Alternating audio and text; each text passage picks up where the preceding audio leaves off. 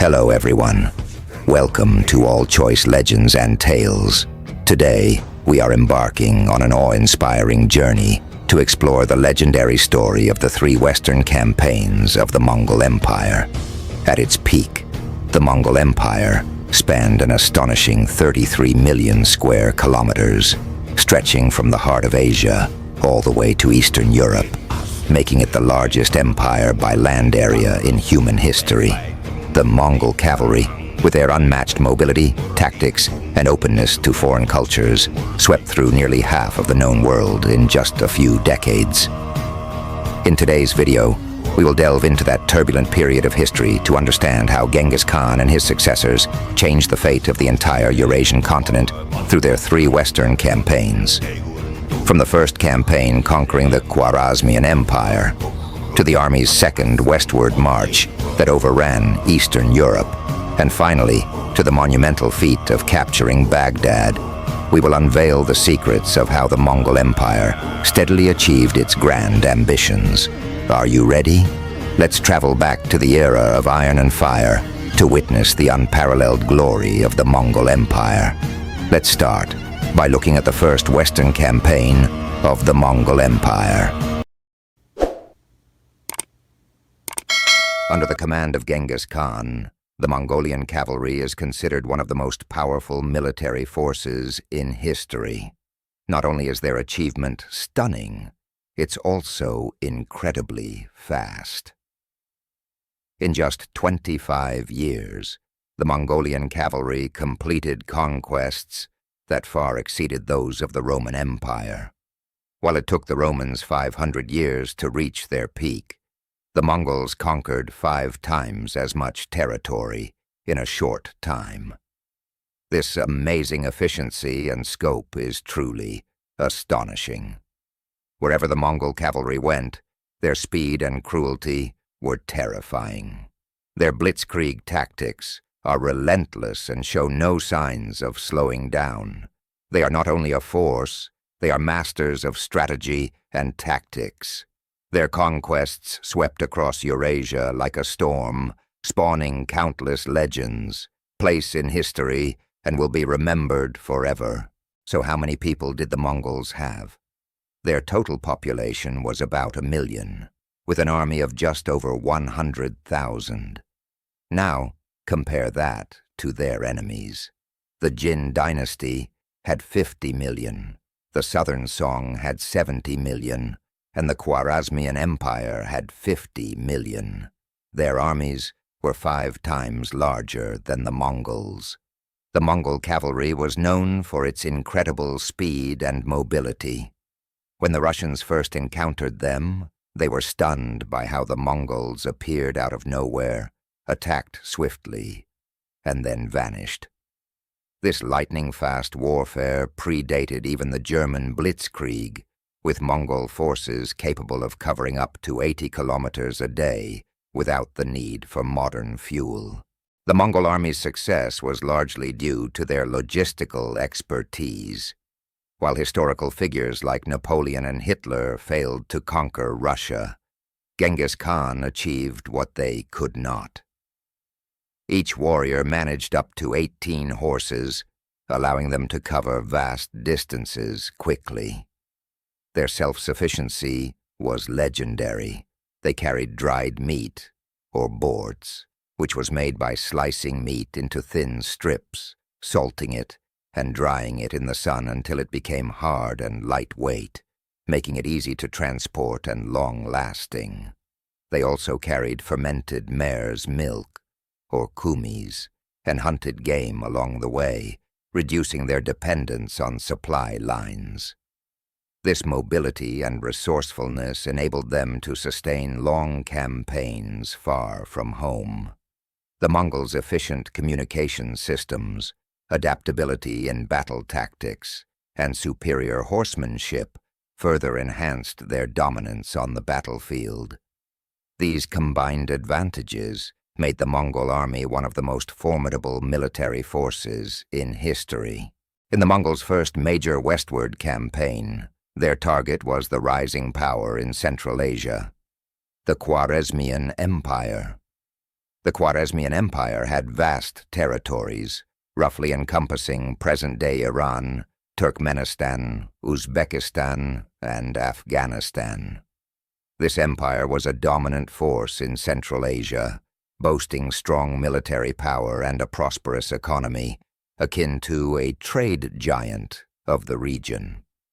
The story begins with Genghis Khan initially intending to establish peaceful trade relations with the Khwarazmian Empire, hoping to exchange goods and make some money, ensuring a comfortable life for both sides. However, things did not go as planned. Genghis Khan sent a caravan of merchants to the Khwarazmian Empire, thinking this business venture would be smooth. Unexpectedly, a Khwarazmian governor not only failed to welcome these Mongol merchants, but also massacred them entirely. Upon learning of this, Genghis Khan was furious. He decided to lead 100,000 cavalry to teach the Khwarazmian Empire a lesson, which also plunged Europe into a century-long nightmare. The Mongols were truly masters of psychological warfare. They would offer cities a chance to surrender peacefully in exchange for tribute. But if a city dared to resist, the Mongols would flatten it, sparing only skilled workers like artisans and doctors. It said they could kill 1 million people in a week, and such ruthless tactics spread fear far and wide, causing many cities to surrender without a fight. They weren't exactly gentle with their own people either. After a siege, they'd let their soldiers loot freely, which was a huge motivator for these single men who had ridden thousands of miles. Their leader would often say that the greatest pleasure in life is defeating those who once oppressed, bullied, despised, and humiliated you, especially if they're stronger. Then you get to take their wives and riches. It's basically sweet revenge with a side of treasure. The reason for the Mongols' first Western expedition was simple. We're here, so why not? Genghis Khan gave his generals, Subotai and Jebe, a 3-year mission: take 20,000 troops, raid west, and return when time's up. Mongol troops swept through Azerbaijan from Samarkand, crossed the Caucasus, and crushed the Alans and Cumans. The Cumans fled to Russia, begging the Grand Duke of Kiev for help. He led 80,000 Russians into the Battle of the Kalka River. Here's where the Mongols showed off their kite-flying archery. Shoot from a distance, pretend to retreat, lure the enemy in, then spring the trap. They'd switch to fresh horses, break enemy lines, surround them, and keep shooting. This hit-and-run, or dog-fighting, was so effective that Europeans dubbed it Parthian shooting. The Russians were so spooked they thought they'd angered the gods, calling the Mongols Whip of God. The battle left 9 out of 10 Russian soldiers dead, with 80,000 casualties in a few months, solidifying the Mongols' terrifying reputation. Do you know how terrifying the Mongols were? Their army scared the Europeans out of their wits. The Mongol horde rampaged across the west, burning and pillaging from modern-day Ukraine all the way to the Crimean Peninsula. At that pace, Kiev was practically their next stop. Talk about speed. They were practically moving at the speed of light. But because of Genghis Khan's 3-year agreement, Subutai had to take his troops back home, and on the way, they decided to educate the Volga Bulgars on the banks of the Volga River. But for the Europeans, the nightmare was just beginning. The most terrifying Second Western Campaign was about to start. So grab your popcorn. The real action is just getting started. The Europeans finally caught a break and started preparing for future defenses. Thus the First Western Campaign came to an end. How epic was this campaign? It was the longest cavalry raid in history. 20,000 Mongol horsemen, covering 8,900 kilometers in 3 years, without any reinforcements or navigation tools. What does that mean? It's like riding from the East Coast to the West Coast of the United States, which is 4,500 kilometers, and then back again. And they weren't on a sightseeing tour. They fought their way through. The Mongol reputation echoed through the Western world, prompting many nations, including the Holy Roman Empire, to send envoys to show their goodwill. Picture this. You wake up one morning and your city is flattened, everyone around you in sheer panic. Thank the Mongols for that. Their invasion left Europe in ruins, with entire cities razed and countless lives lost. The sheer terror they inspired led to a boom in fortifications and revamped military strategies across the continent. Genghis Khan's genius in strategy, lightning-fast mobility, and ruthless efficiency forged an empire that reshaped history. The Mongol cavalry's legacy? It's a testament to their unmatched war prowess. In short, they were the original unstoppable force, changing the world one gallop at a time. From terrorizing Europe to setting new military standards, the Mongols did it all with a style and ferocity that left a lasting impression. Imagine the chaos if the Mongol invasion collided with the Crusades. Some might argue they never crossed paths, so how can we decide who was stronger? Well, I dug through countless records, and lo and behold, I found their clash. In 1237, as Batu and Subutai waged war against Kievan Rus, they heard whispers that their conquered Cumans had fled to Hungary, taking everything, including the kitchen sink. The Hungarian king welcomed them with open arms and even gave them land. Now, according to Mongol customs, anyone who surrendered was added to their empire. So, you can bet Batu was livid. First things first, Batu penned a letter to Hungarian King Bela IV. The gist? I know you're rich and powerful, with loads of soldiers and vast lands, but you can't protect my Cumans. Submit to me and don't even think of running. You can't escape my grasp. Talk about audacity. But Bela IV, he ghosted Batu, completely ignoring him. In contrast, Frederick, another ruler who got a similar letter from Batu, replied, I'm only worthy of being your hunter, so thanks, but no thanks. This polite refusal puffed up Batu's ego, sparing Frederick from immediate wrath. Back to Bela IV, he not only ignored Batu, but also, from a strategic standpoint, Hungary was a must-conquer for the Mongols. So Batu and Subutai led their troops into Hungary. Meanwhile, Batu sent Baidar and Kadan with 20,000 men to Poland to block reinforcements from other nations. The Kingdom of Poland, seeing the approaching storm, quickly rallied a 50,000-strong army, eventually swelling to 80,000 with reinforcements, including the Knights Hospitaller, Knights Templar, and the fearsome Teutonic Knights.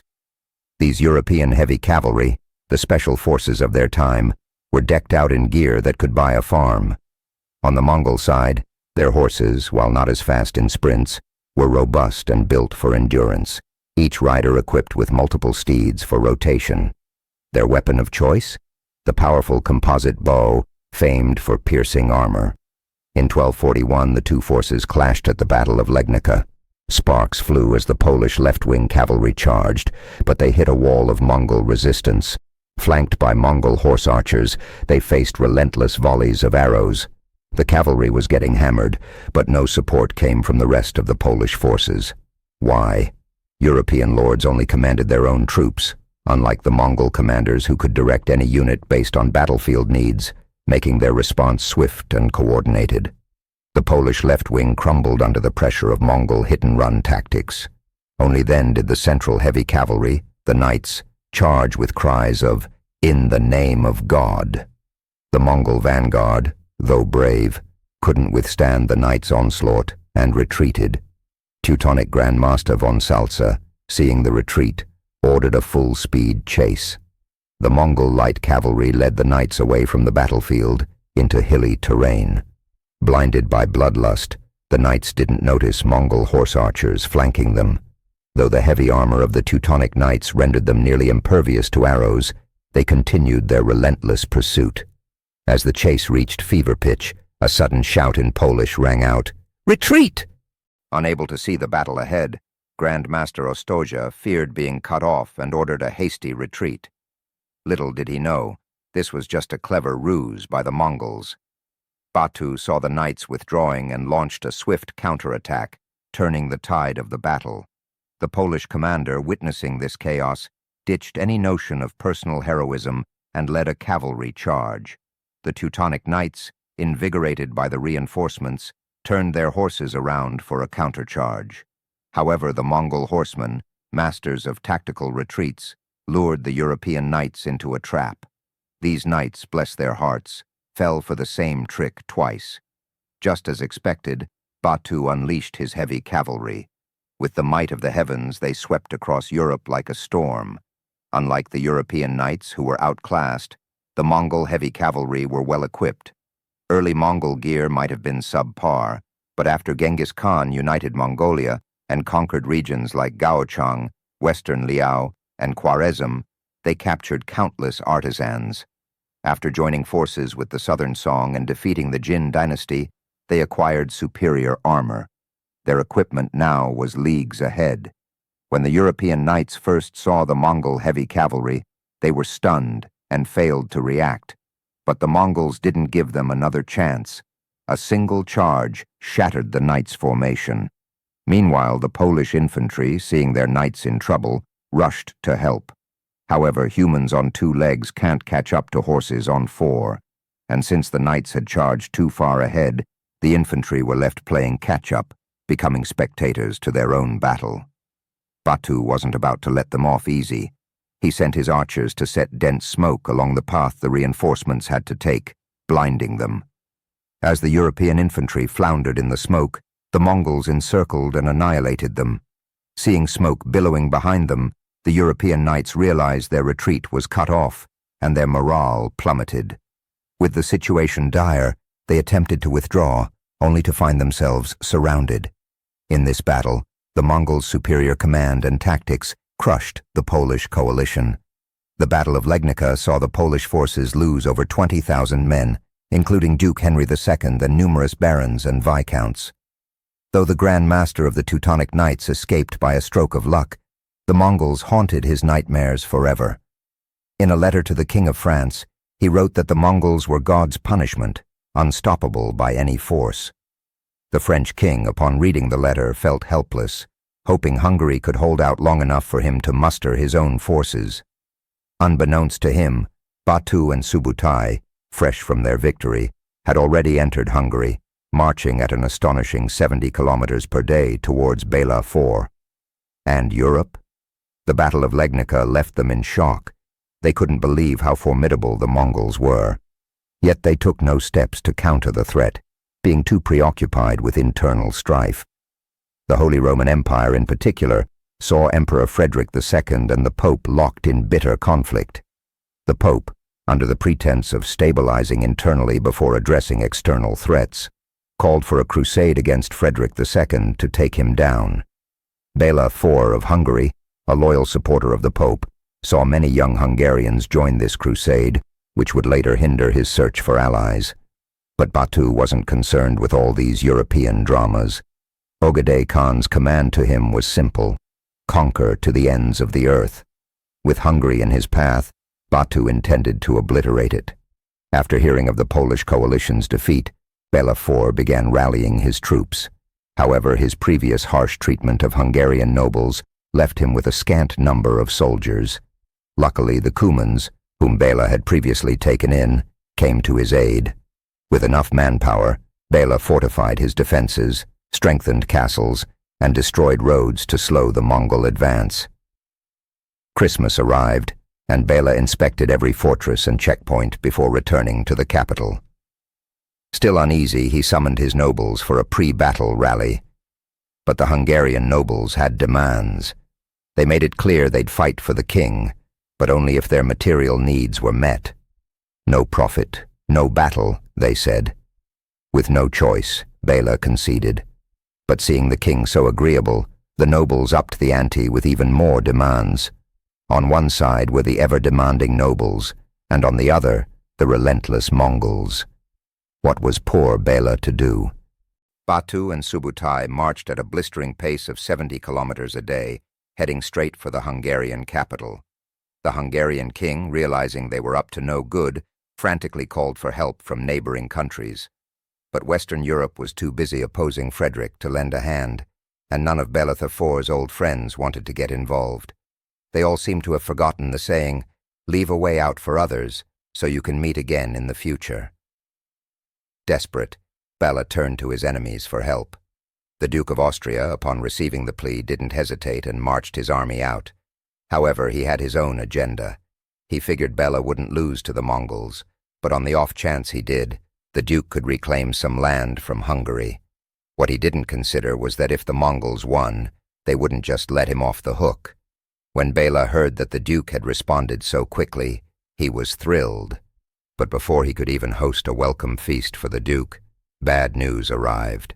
The Mongols had breached Bela's well-established defenses in just 3 days. Apparently their siege weapons included some early forms of firearms. It seemed like some people's combat effectiveness decreased the more they fought, while the Mongols just got stronger. The Mongols' rapid advance frightened Bela. He quickly sent the Cuman cavalry to intercept and mobilized southern forces for support. But this move backfired spectacularly. Bela hadn't realized that the Mongols attacking from the north were just a small detachment. The main force, led by Subutai, saw the southern troops leave and took the opportunity to march north along the Tisza River. The Hungarian nobles, supposedly defenders of the realm, didn't dare raise a finger against them.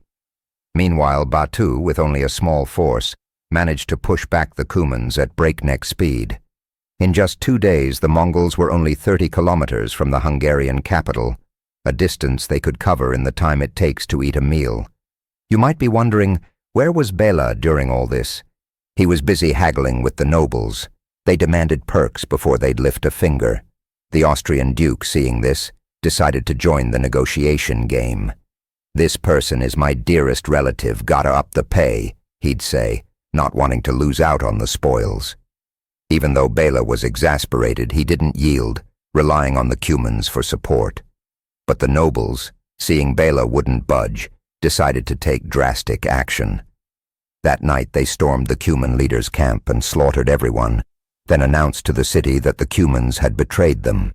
The Cuman soldiers, upon hearing this, immediately abandoned the front lines, heading south while pillaging along the way, and eventually fleeing to Bulgaria.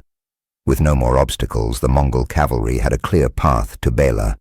Now Bela was beyond frustrated. To make matters worse, the Austrian Duke blamed Bela, accusing him of being stingy.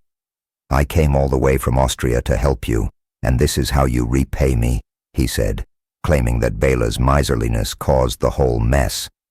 Bela was about to explode in anger when a messenger burst in with alarming news. The Mongols were at the city gates.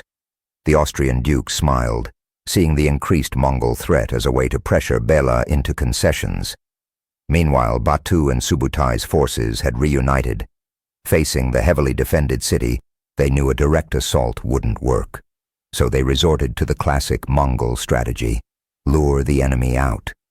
The invincible Mongol cavalry, facing the Hungarian horsemen, inexplicably retreated without a fight.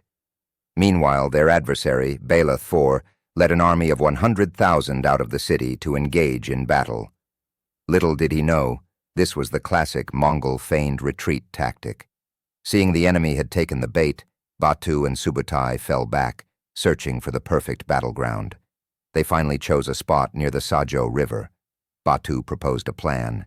He would lead a night raid on the Hungarian camp, while Subutai would flank them from the south. At the agreed time, they would launch a joint attack. Batu ordered his soldiers to hide in the forest, but as luck would have it, Hungarian scouts showed up. Fortunately, they just took a quick look around and left, missing the hidden Mongols by a hair. The scouts reported to Bela that there were no Mongols nearby, so the Hungarian troops set up camp by the river. However, the ever-suspicious Bela wasn't fully convinced. He ordered his brother, Kalman, to guard the stone bridge against a surprise attack, while he stayed at the main camp. Grumbling, Kalman led his troops to their post. Near the stone bridge, Kalman spotted a small group of Mongol cavalry. Already in a foul mood, he charged at them. The Mongols, caught off guard, had to engage. Their mission was to hold the bridge for Batu's night raid on the Hungarian camp. However, the narrow terrain and their light cavalry were no match for the heavily armored European knights. They were quickly defeated. Kalman, suspecting another Mongol trick, ordered his men to hold the bridge and not pursue. Having secured the bridge, Kalman returned to Bela to brag about his success. To boost morale, Bela threw a party in the camp that night. Meanwhile, Batu, upon hearing the news, quickly revised his plan. He knew cavalry wouldn't be effective in taking the bridge, so he brought out the cannons. At dawn, he decided, they would bombard the Hungarian positions. This was the first time in history that artillery was used in field battle. At dawn, the Hungarian troops at the bridge were startled by the sound of cannon fire. Their defenses were breached in moments. Batu was amazed by the cannon's power, thinking, "This is a keeper. Better not let the enemy learn about it." He ordered his cavalry to charge. The Hungarian soldiers, terrified by the cannon fire, ran for their lives. The fleeing soldiers returned to Bela, finding the camp in disarray from the previous night's revelry. They urgently reported the situation, but Bela was still groggy. Even when told the bridge was lost, he barely reacted. But the sound of enemy trumpets snapped him to attention. He quickly mustered his troops, declaring that anyone who was late would have their property confiscated. In no time, 100,000 soldiers were assembled. Batu hadn't expected them to gather so quickly. His plan for a sneak attack seemed doomed.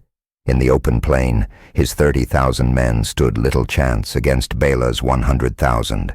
But retreating would leave his artillery vulnerable. Determined, Batu ordered a full charge, invoking the heavens to aid in crushing Europe. This was going to be a tough fight. Unable to use their usual hit-and-run tactics, the Mongols faced heavy losses. Batu's forces were steadily pushed back towards the Sajo River, forming a crescent shape.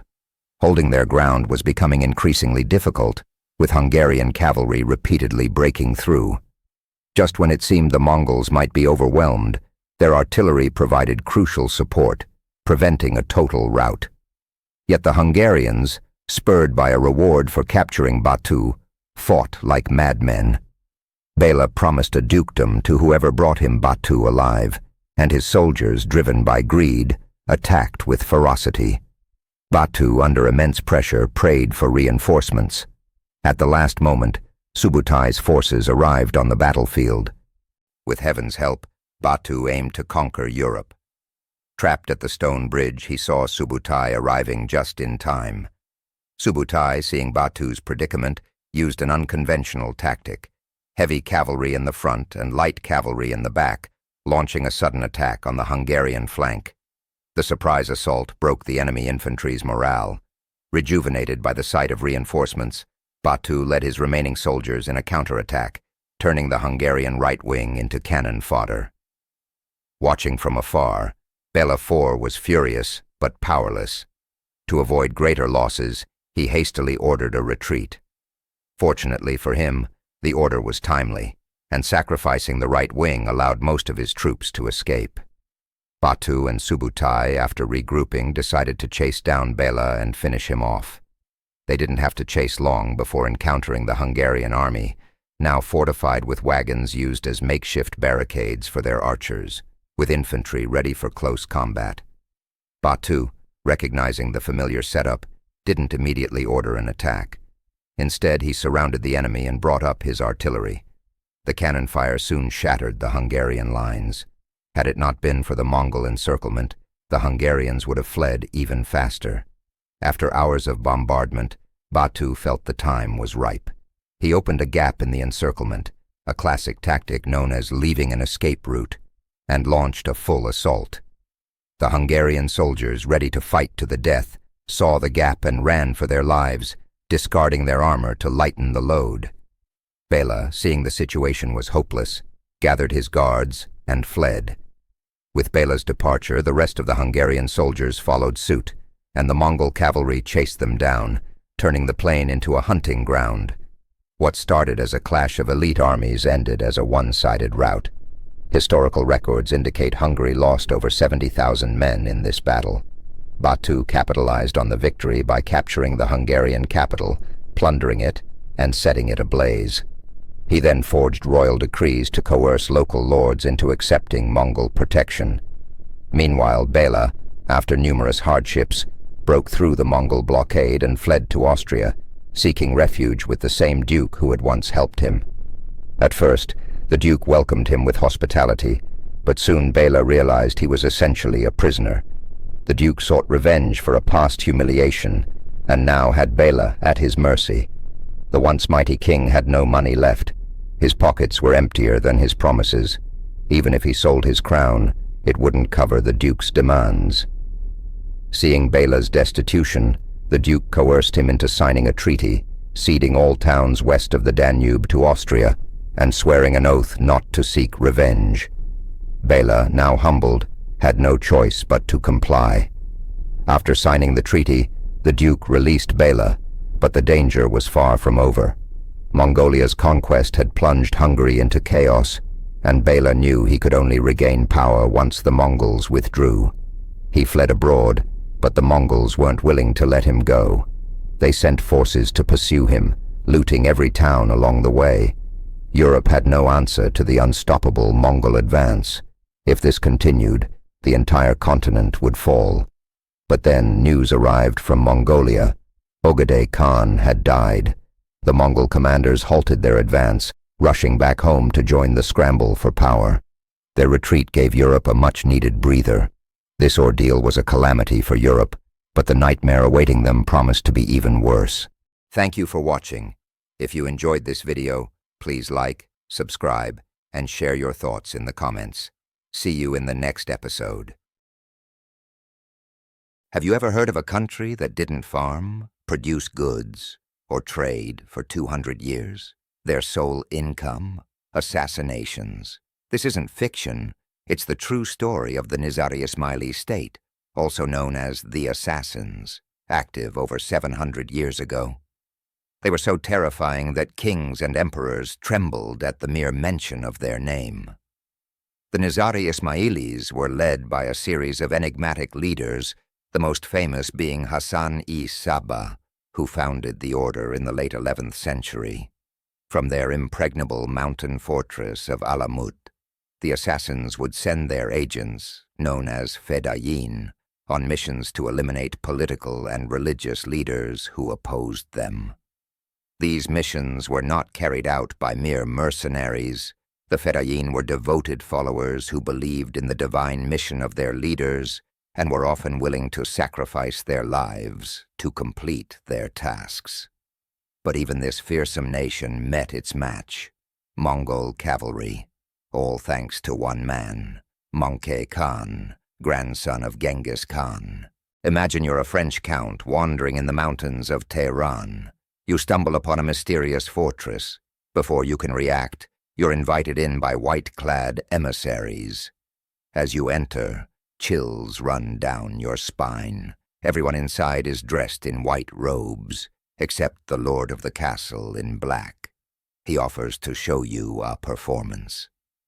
With a wave of his hand, several white-robed servants leap from a high tower, crashing to the ground before you. And this, dear Count, is just an appetizer. The Lord proudly names it loyalty. He has 60,000 more like them. But it gets worse.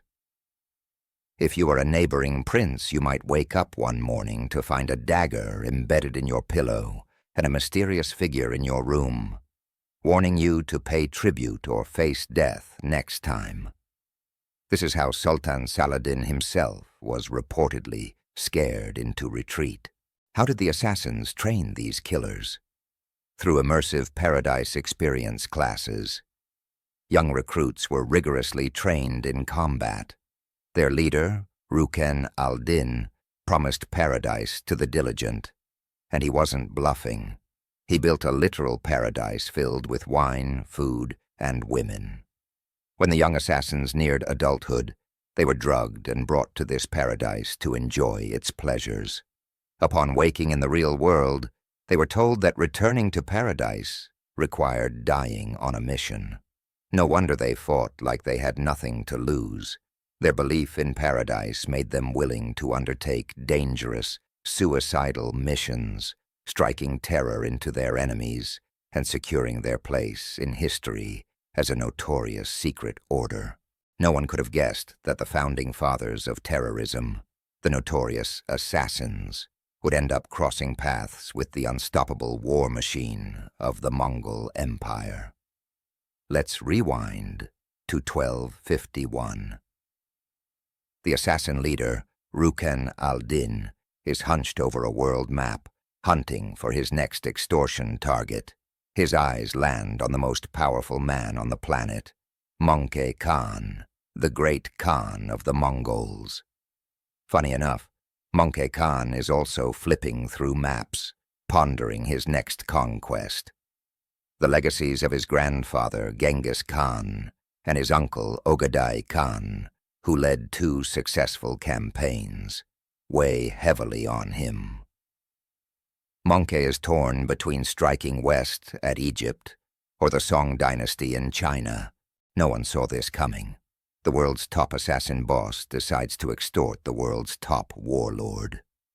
In 1251, Rukn al-Din, leader of the assassins, eyes his next target on the world map, Mongol Khan, the mighty Mongol ruler. At the same time, Mongol is also scanning maps, torn between attacking Egypt or the Song dynasty in China. Just then, an assassin arrives demanding annual tribute from Mongol or face their wrath. Mongol is stunned but seizes the moment. This makes my decision easier, he thinks.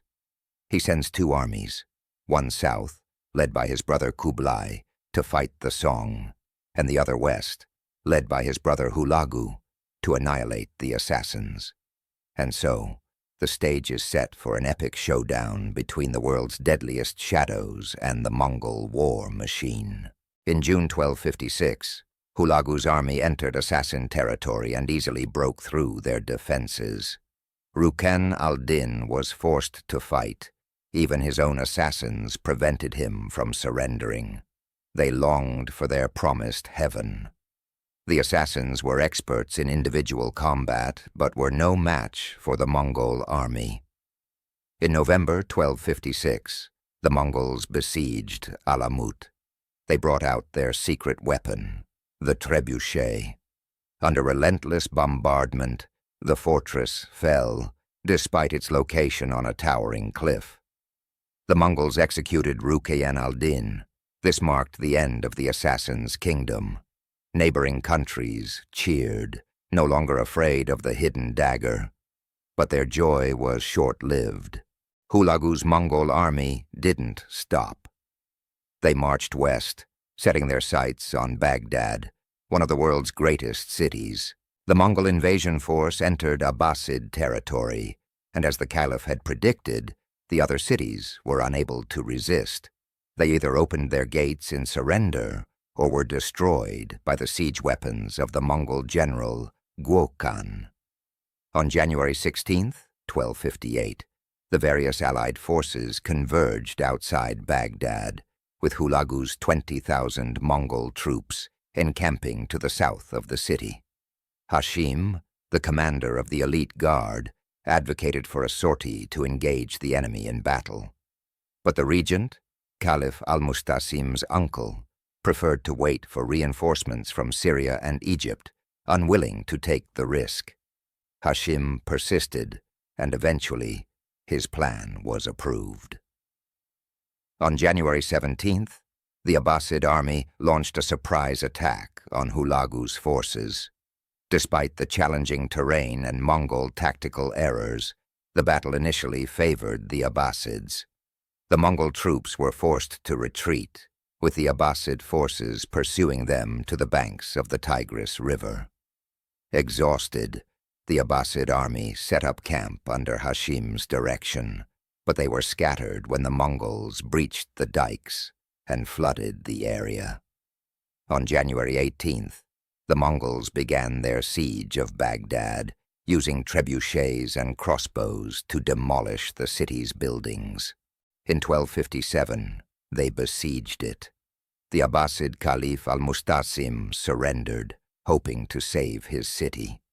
But the Mongols showed no mercy, destroying the famed House of Wisdom. Hulagu reportedly mocked the caliph, who had hoarded treasure instead of strengthening his defenses, by locking him in a vault without food. The Mongol advance seemed unstoppable. Hulagu was now eyeing Egypt, but then came shocking news from the east. Genghis Khan had died. The Mongol war machine ground to a halt, and the world breathed a sigh of relief. In the 14th century, Syrian historian Ibn Kathir described the massacre of Baghdad by the Mongols. Although the Mongols had promised to spare most of the city's inhabitants, they ultimately carried out a ruthless slaughter of scientists, doctors, writers, and other social elites, which lasted for 40 days. The city center of Baghdad was engulfed in flames. The palaces of the Abbasid Caliphate and the caliphal tombs were destroyed, and mosques, schools, hospitals, and libraries were razed to the ground. Classic books were thrown into the Tigris River, staining its waters black. Caliph al-Mustasim witnessed this devastation helplessly, marking the official end of the Abbasid Caliphate. It is estimated that nearly 200,000 people were killed in the massacre. If the Mongol cavalry were the nightmare of Eurasia, the Mamluk horsemen were the world's heroes in shining armor. They not only thrice repelled the Mongol Empire's westward expansions, but also shattered the dreams of crusaders seeking to conquer the East, bringing an end to Europe's 200-year-long crusades. Their ability to defeat two formidable armies speaks volumes about the Mamluks' ferocity in battle. Yet their success wouldn't have been possible without one man's vision: Saladin, the legendary ruler of the Middle East.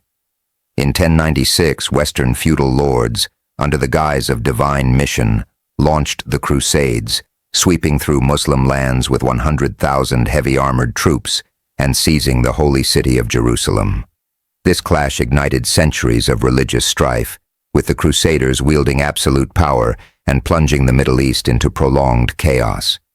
It wasn't until 1171 when Saladin emerged as the game-changer.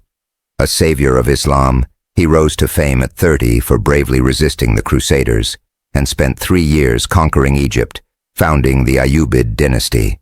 Consolidating power, he unified Yemen, Sudan, Libya, and other scattered Islamic regions. Saladin's prowess was undeniable as he set his sights on reclaiming Jerusalem. Leading 27,000 troops in 1177, his march was halted by a sandstorm at Montgisard, where lurking Frankish knights ambushed his Egyptian forces. Despite valiant resistance, faced with well-equipped European heavy cavalry, Saladin was forced into retreat, with only 1/10 of his soldiers surviving. This defeat revealed the European heavy cavalry's might to Saladin, prompting him to emulate the Crusaders by forming his own knightly order. He revamped the Ghulam Corps, recruited tens of thousands of Turkic warriors from Central Asia, and rigorously trained only the strongest soldiers. Clad in iron helmets and chainmail, these tough Turkic fighters, now Mamluks, became even more formidable. Slavery has historically been synonymous with the lowest rung of society, enduring lives often likened to living deaths. Yet paradoxically, slaves were also valuable commodities, even used as currency in trade. However, in a rare historical twist, a slave-formed force emerged as Egypt's rulers. What made these slave warriors, the Mamluks, so fearsome? Firstly, their exceptional weaponry. Finely crafted bows, powerful steeds, and rigorous training in archery were their hallmarks. Each Mamluk was equipped with a lance, helmet made of steel and chainmail. Their mounts, famed Arabian horses, boasted unmatched speed and stamina. The term Mamluk in Arabic translates to slave, reflecting their origins. Initially sourced from regions like the Caucasus and northern Black Sea, Young boys, often under 6 years old, were forcefully brought in through various means. Every year, Arab slave traders ferried thousands of these children to markets in Baghdad, Damascus, and Cairo, where sultans would select the best for loyalty training. At age 14, selected children entered specialized military schools, enduring brutal training regimes that focused on cavalry tactics, archery, and combat skills. They began shooting arrows while standing and then from horseback, eventually mastering mounted archery at full gallop. A third of these boys perished during this grueling process. Those who survived became emotionless war machines, devoid of family or sentiment. The surviving recruits, however, thrived under the Mamluk training ethos. Their discipline and prowess were honed through tactical drills in formations and coordinated assaults. Unlike Mongol horsemen who favored mobility and long-range strikes, Mamluks relied on well-organized cavalry charges supplemented by devastating bow volleys. In combat, Mamluks used lightweight but effective gear, diamond-hard helmets, steel chainmail, and a formidable arsenal comprising strong bows, lances, and Damascus steel swords. Their combat skills were unmatched, capable of striking dates hanging mid-air during full gallop. Though initially slaves, their exceptional battlefield performance elevated their status within Egyptian society. Over time, they integrated politically and economically, forming a powerful and tightly knit community. Despite their internal cohesion, they faced widespread disdain and fear from native Egyptians. Combining the best of European knightly traditions and Central Asian light cavalry tactics, Mamluks were unparalleled on the battlefield. Their legacy endured as they ruled Egypt for over 300 years under the Mamluk Sultanate, leaving an indelible mark on history. Though nominally slave soldiers, Saladin cherished the Mamluks as his ace. Their valor was rewarded with opportunities for glory, aiding Saladin in capturing Mosul from 1183 and asserting control over Syria and the Arabian Peninsula. The Mamluk Sultanate, despite its origins in slavery, emerged as the formidable adversary during the Mongols' Third Western Campaign.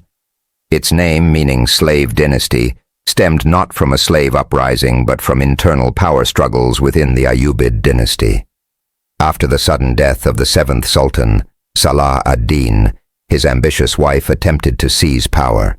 In collaboration with Mamluk commander Aybak, they orchestrated the assassination of their 3-month-old son, a classic palace coup.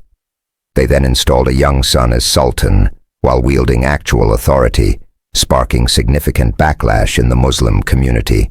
Her attempts to imprint her image on currency and demand prayers for her further fueled discontent. Given the strict Muslim norms against female rule, she eventually recognized the futility of her efforts, deposing the young sultan and marrying Aybak, enabling his son, Al-Mansur Ali, to ascend. The Mamluk Sultanate was formally established in 1257. Its famous generals and the real opponents of the Mongol army were the Baybars. Of Turkic descent from the Kipchak steppe, Baybar's childhood was harsh, even sold into Mamluk ranks after narrowly escaping Mongol capture during 1242. Over time, he found his footing, leaving a profound mark on the Muslim world. Baybars proved not only a stellar military mind, but a skilled politician and diplomat.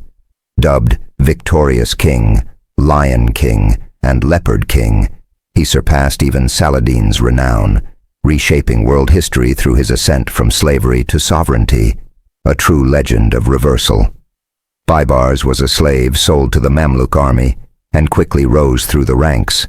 Originally trained by Saladin as a professional force of obedient slave soldiers, the Mamluks became a powerful force in Egypt towards the end of the Ayyubid era.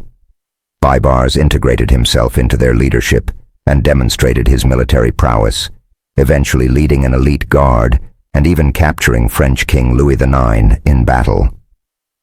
Despite his success, conflicts with the Egyptian rulers caused him to flee to Syria in 1257. His return just 2 years later, when Mamluk Sultan Qutuz came to power, marked a dramatic chapter in Baybar's journey from slave to ruler. After discussing the Mamluks, let's turn to the Mongol army. This period coincided with the Third Eastern Expedition of the Mongolian Cavalry led by Hulagu. In 1259, turmoil engulfed Syria as the formidable Mongol cavalry, under Kitbuka, launched their third eastern campaign. Arab, Armenian, and even Antioch either surrendered or were conquered. Damascus fell without resistance, mosques were converted into churches, and Muslims were forced to kneel before crosses. Egypt, separated only by the Sinai Desert, stood on the brink of Mongol conquest, as they will soon set foot on African soil. News arrived from the distant east. Great Khan Möngke had passed away, prompting Hulagu's main forces to withdraw from the Middle East and regroup at Peach Blossom Monastery. Though Möngke had actually died in 1259, internal Mongol conflicts delayed the news until 1260, impacting strategic decisions. Following Mongolian tradition, all khans and nobles returned to the grasslands to elect a new leader. Meanwhile, Grand Khan Hulagu was preparing to march into Africa before Möngke's death disrupted their plans. The Mongols were on the verge of crossing the desert and storming Cairo's gates, but now everything was on hold. With the Mongol main force withdrawing from Syria and Palestine, Kitbuka and his forces, including Armenian cavalry and local recruits, remained to defend the territories after Hulagu's departure. The Sultan of the Mamluk dynasty in Egypt, named Huth, saw the weakness of the Mongol army. They had already taken in many refugees from the Middle East, including princesses and various nobles, soldiers, and civilians.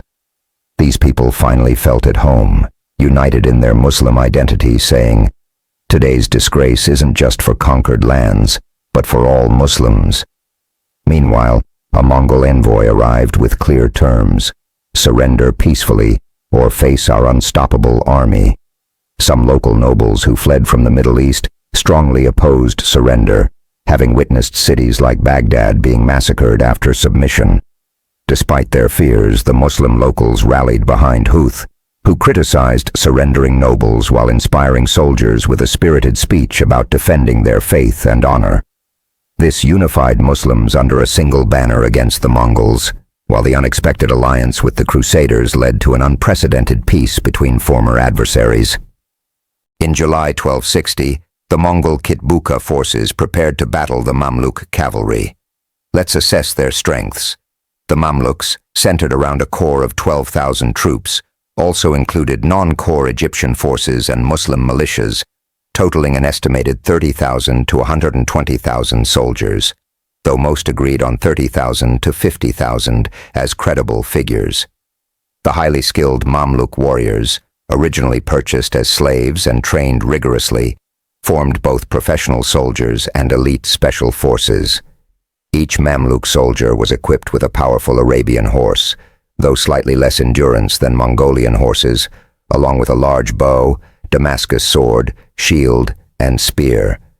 Comparatively, the Mongol forces, renowned for their agility, numbered between 20,000 and 25,000 troops, including 5,000 to 10,000 regular allied troops, over 2,000 heavily armored Armenian and Antiochian cavalry, and additional Syrian recruits. On July 26, 1260, the vanguard, led by Baibars, had already engaged the Mongols' small guerrilla force, but it did not yet attract current attention.